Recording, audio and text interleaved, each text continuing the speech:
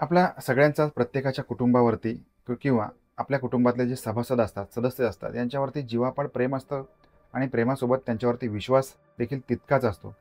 कारण एखाद्या घरामध्ये लहान मुलं असतील, तर आता काका-काकी असतात किंवा इतर मंडळी असतात, यांच्या विश्वासावर एकमेकांच्या वरती आपण आपल्या मुलांना ठेवून जात असतो. कारण त्या मंडळींवरती आपला एकमेकांचा विश्वास असतो. पण आता झालंय कसं, कलियुग आलंय आणि कलियुग आहे त्याच्यामुळे मग विश्वास कोणावर ठेवायचा अशा स्वरूपाचा प्रश्न आपल्या सगळ्यांपुढे पडत असतो. कारण ज्या काही घटना आपण आजकाल ऐकतो, त्या घटना कानावर आल्यानंतर आपल्याला एकतर नात्यांवरचा विश्वास राहत नाही. त्याचबरोबर ते एकमेकांवर किंवा मित्रमंडळी असतील किंवा समाजातल्या एखाद्या घटकावर देखील आपला विश्वास पटकन बसू शकत नाही. आता नात्याला काळिमा फासणारी, नात्यावरती अविश्वास दाखवणारी घटना घडलेली आहे राजस्थानमध्ये. राजस्थानमधला अलवर जिल्हा आहे, त्याच्यामध्ये सराय कला नावाचं गाव आहे. या गावामध्ये एक कुटुंब राहत आहे आणि या कुटुंबामध्ये एक 6 वर्षाचा मुलगा आहे, त्याचे काका-काकी आहेत, आई-वडील आहेत. असं सगळं एकंदर एकत्रित असं कुटुंब त्या गावामध्ये नांदतंय. 19 जुलैचा तो दिवस होता. त्या दिवशी हा जो या कुटुंबातला 6 वर्षाचा मुलगा आहे, त्याचं नाव आहे लोकेश. हा लोकेश त्या घरातून अचानक पद्धतीने गायब झाला आहे. तर लहान मुलं ज्यावेळेला गायब होतात, त्यावेळेला मग ती आजूबाजूच्या कुठल्यातरी घरामध्ये खेळायला गेलेलं असणार किंवा इथेच कुठेतरी असणार. कोणाच्या तरी घरामध्ये मुलांसोबत नदीवर किंवा इतर कुठेही फिरायला गेलेलं असणार. अशा स्वरूपाचीच एक कल्पना कुणाच्याही मनामध्ये येते. थोडा वेळ काही वाट बघितलाय घरातल्या मंडळींनी, परंतु हा 6 वर्षाचा चिमुकला कुठेच दिसत नाहीये. त्याच्यामुळे मग कुटुंबाने पोलीस स्टेशन गाठलंय. पोलिसांना देखील ही गोष्ट कळवली आणि हे कुटुंब आणि पोलीस मिळून सगळीकडे संपूर्ण गावभर या मुलाचा शोध घेत आहेत, लोकेशचा शोध घेत आहेत. त्यावेळेला गावामध्ये एक पडकं निर्जन घर आहे. त्या घरामध्ये कोणीच राहत नव्हतं.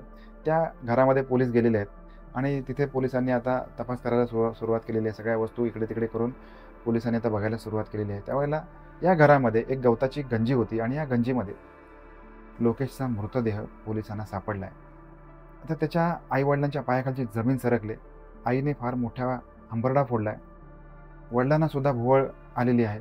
आता हे सगळं कुटुंब आहे. कुटुंबाने अत्यंत दुःखाच्या गर्तेमध्ये सापडलेलं आहे.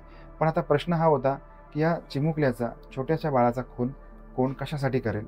तर आता मग पोलिसांनी शोध तपास सुरू केला आहे आणि अत्यंत धक्कादायक, ज्याच्यावरती आपण कोणीही विश्वास ठेवू शकत नाही, अशा स्वरूपाची माहिती किंवा तपास संपूर्ण परिवारासमोर पोलिसांनी उघड केला आहे. आता हे जे घर होतं, या घरामध्ये लोकेश, त्याचा काका आहे, त्याचं नाव आहे मनोज.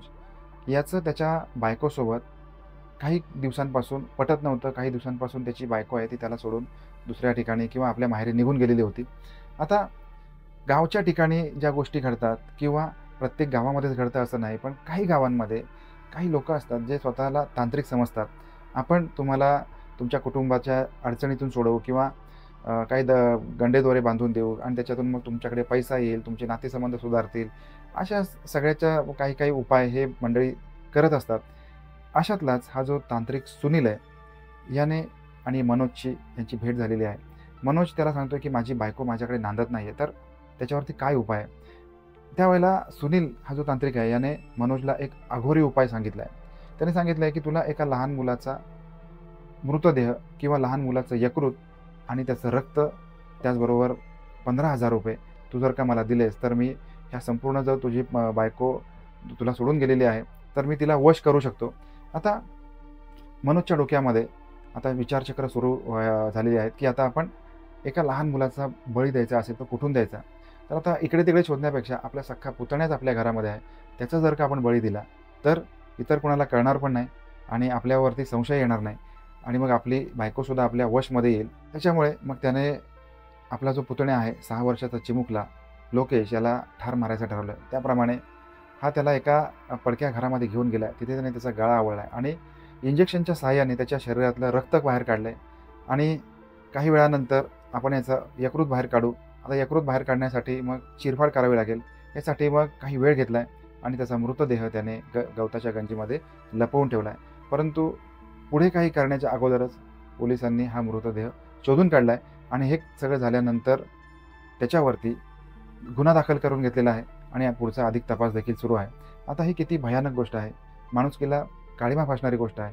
खरंच आपण याच्यावरती विश्वास ठेवू शकतो का?